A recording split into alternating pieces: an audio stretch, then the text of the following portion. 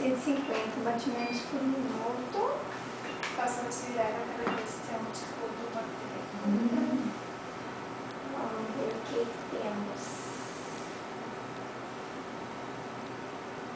Uma moça. O que eu falei, Maia? A menina.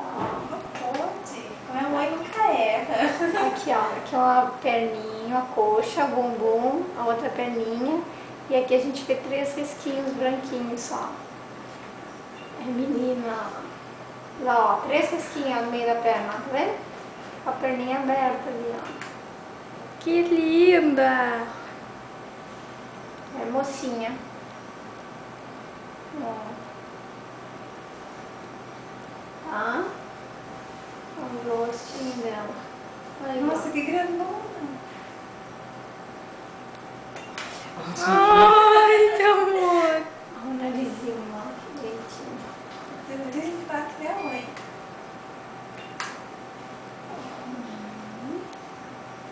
A mão, ó.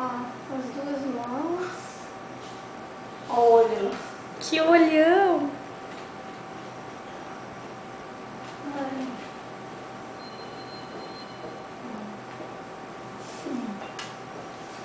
Vamos fazer agora as medidas, tá? Pra gente ver o tempo, se dá 18 semanas mesmo.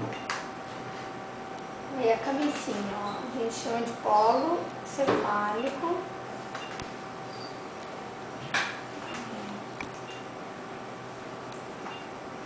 Pega uma mulher.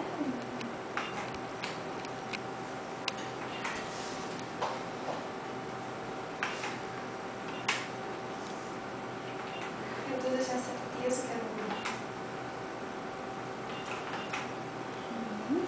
Acho que ela não tem o nome de descobrir que nem as mães têm. Olha lá a barriguinha agora.